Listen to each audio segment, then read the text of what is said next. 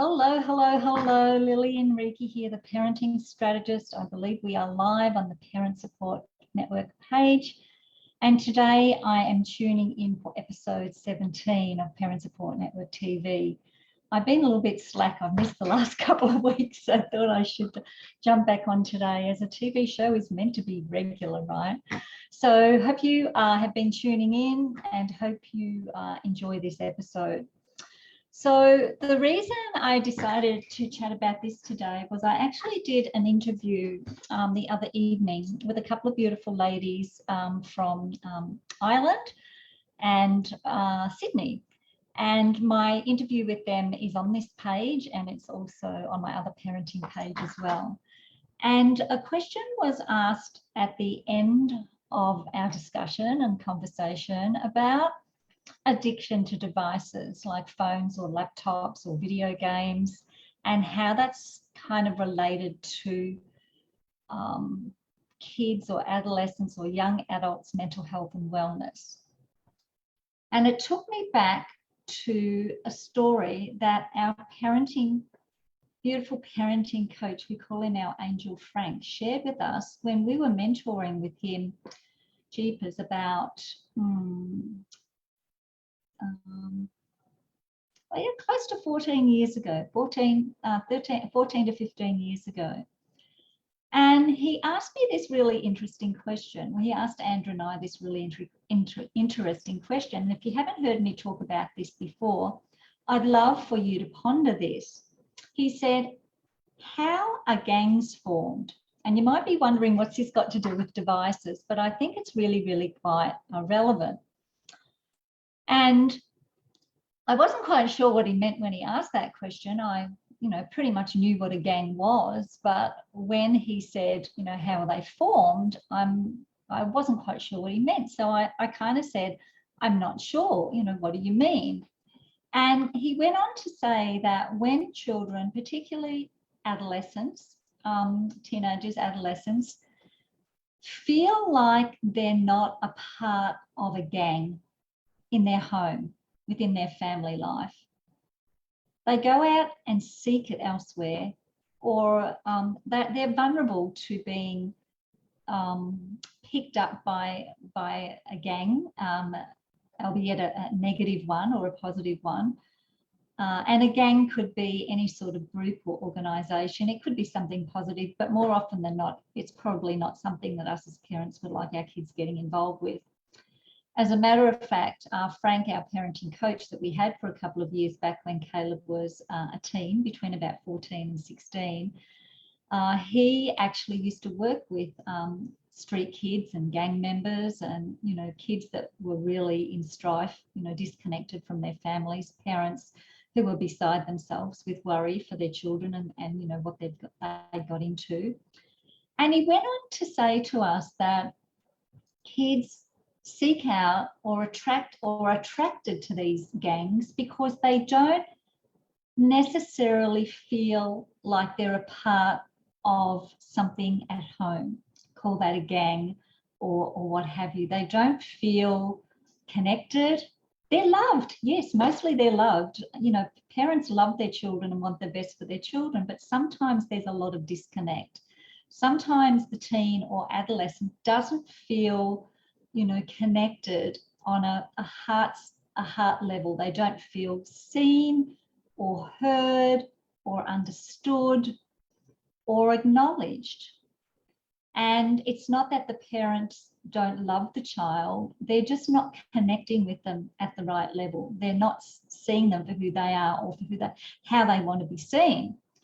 So I thought that was really, really quite interesting. And it also urged me to want to form my own positive gang at home, because of course it was a huge priority for Andrew and I to improve the connection in our home. We did have a fair bit of disconnect because of the situation that we had been going through with our son. And it wasn't our son's challenge or problem, it was a family issue, right?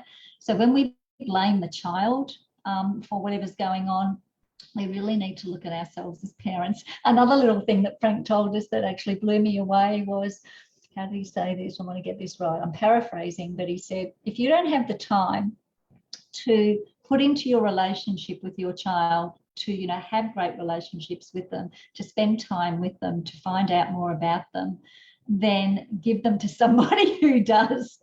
And he used to be like, he was a guy who just said things straight as they were. And some of the things that he used to say to us kind of, you know, blew us away a little bit.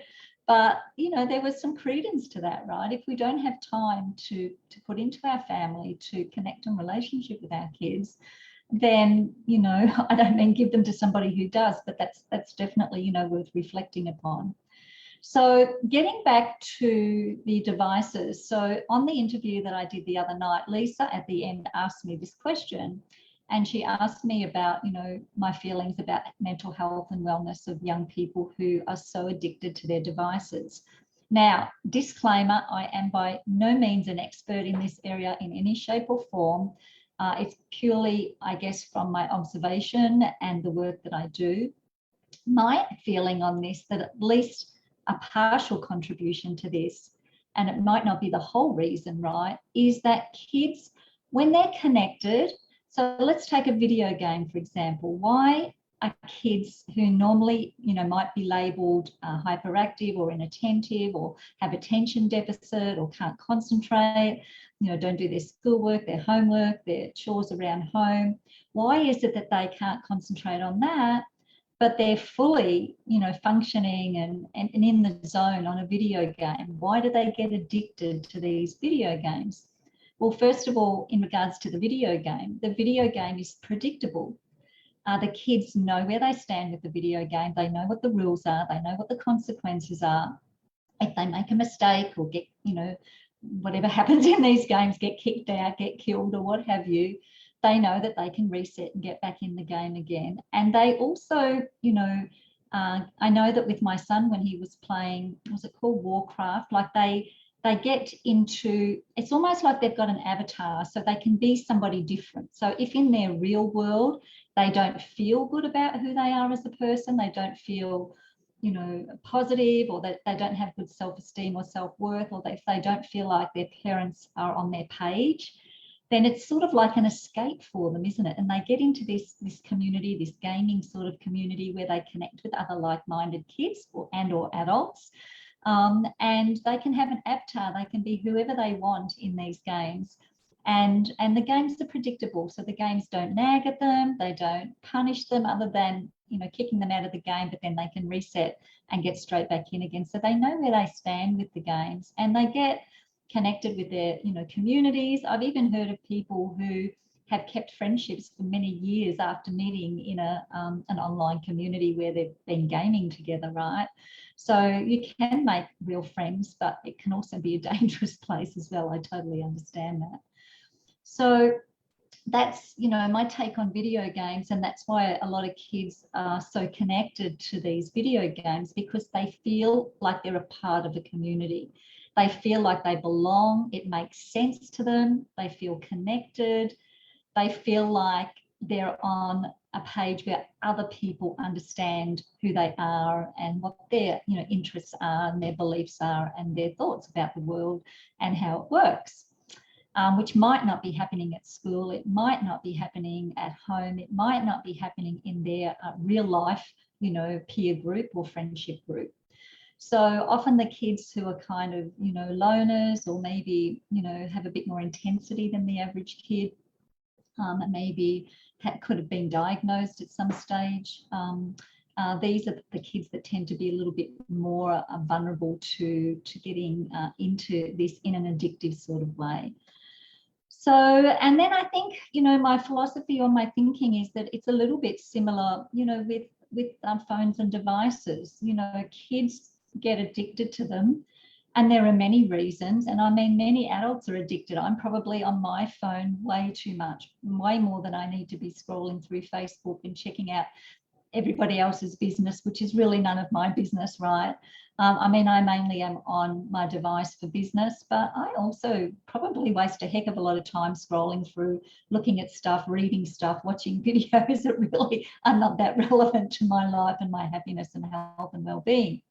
But kids, once again, if they're feeling disconnected at home, if they don't have the sort of relationships where they want to sit down and hang out with their family, their siblings, their parents, their extended family, then this is their escapism, right? Getting on their device, maybe being,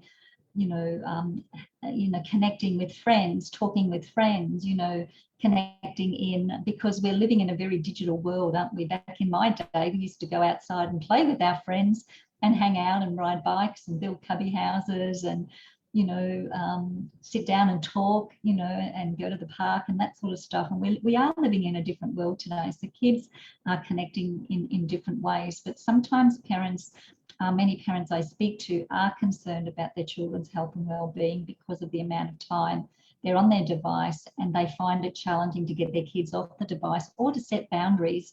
And we talk a lot about how we do that in the Nurture Hard approach, but I won't go into that today because we just really won't have time.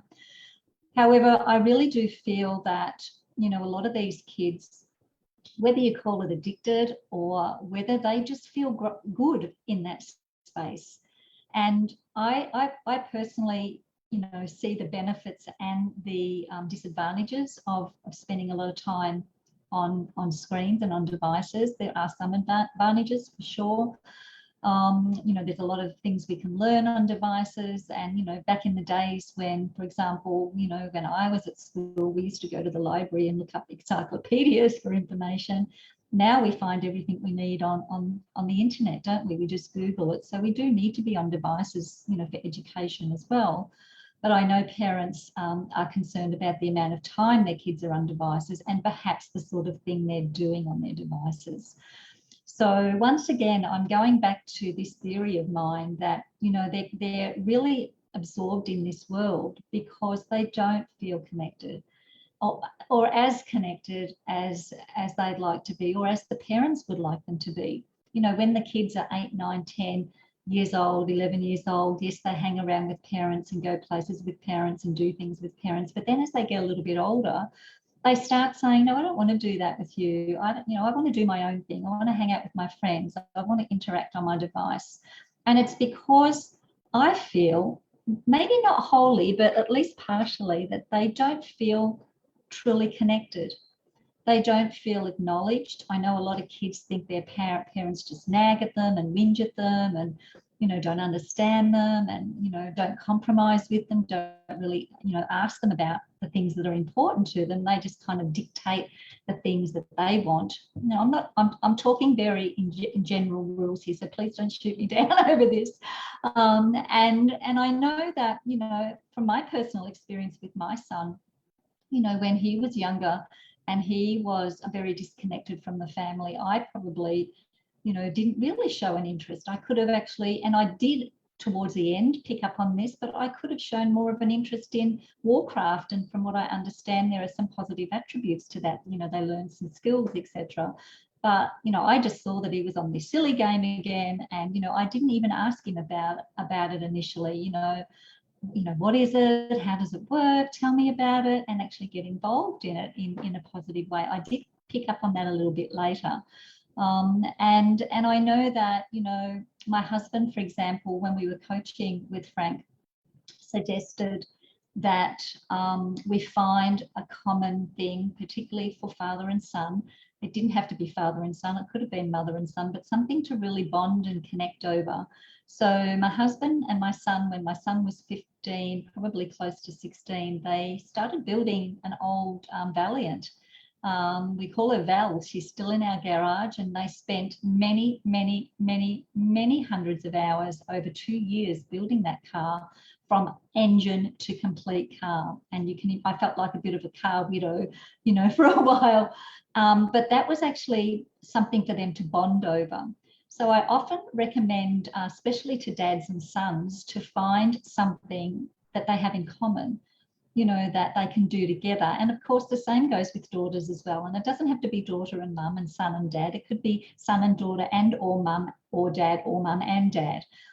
Find something in common that you can do together so that not all of their leisure time is you know, they're not going to want to sit on their device all day long because they've got other things that they enjoy doing with their family, or even just sitting down, you know, speaking and talking. So in our home at the moment, we have 5 adults in this home. Our youngest son has his partner here with us as well. And most nights we sit down, well, every night that everybody's at home, we sit down at the dinner table, we get dinner, we sit down and we eat. And usually we probably spend an average of about 45, 60 minutes at the dinner table, you know, during and after we've eaten, just discussing what's happened for the day. You know, we have some funny stories, you know, some things that have happened, positive things, maybe some challenges that we've had, and we share those experiences with each other. You know, we're interacting. We have our time where we go, you know, after dinner, you know, we'll all pitch in to do the dishes mostly, and then everybody can go off and do their own thing. The last 2 weekends, for example, I've spent with my 2 sons and our family. So this weekend just gone, my son, who is very focused on family, and let me tell you, if you know our story, it wouldn't have been this way if we had done things differently. But he loves his grandpa, and his grandpa has dementia. He's in a nursing home, and he actually said on Saturday, hey, let's have a family day on Sunday. Let's go and have a picnic up at Himsdam. So I organised with my sister and her husband, and we picked up Dad, and there were 8 of us there, and I made a big picnic lunch, and we took the 4-wheel drives and we put the awnings out, and we took the picnic chairs and the tables, and we set up in a beautiful spot on our own with the dogs, with our dog, with my sister's dog, and with Dad there, and we had a beautiful, you know, afternoon together, you know, laughing and telling stories and eating and playing with the dogs, etc. The weekend prior, or a couple of weekends ago, the boys wanted to go camping, and they invited Andrew and I along with our caravan, and we spent the weekend with them. I mean, how many adult kids invite their parents to hang out with them? And I hopefully attribute that to the relationships that we have, you know, worked on over the years. And that's why I have such a huge passion for the Nurtured Heart approach, because it does help to strengthen, you know, relationships and connection, which for me is really what it's all about. So that's my take on, you know, video games and devices. And for me, it really is all about relationships and how we connect and how we relationship together. So if your relationships are important to you, I would love to invite you along. My son, Nathan, who is a naturopath, herbalist and nutritionist, is with me. We're doing a masterclass on Monday, the 18th of April. And it's called How to Parent Right Side Up to Improve Behaviour and Strengthen Connections. And I'm going to be sharing a little bit about the Nurtured Heart approach, about our story. Nathan will be sharing some health and wellness stuff as well. And we'll have a couple of other people joining us on the call as well to add even further value. So it's a free masterclass. You can jump on, you need to register. I'll pop the flyer and the registration link below. So I really encourage and urge you, if you are even in the slightest, you know, wanting the best, juiciest, strongest connections with your family, particularly with your kids, but with your partner, with your other family members, your friends, your business colleagues, and even your relationship with yourself, please do jump on and listen in. You can actually, we are going to be giving away a holiday voucher valued up to about $1,000. So that's just an added bonus for jumping on live. So register on the link below. It will run live out of this page, out of the Parent Support Network page. However, if you register, you will go into the draw for the holiday, and you will also receive all of the updates and reminders. So I encourage you to do that, but you can just jump on the night if you choose to as well.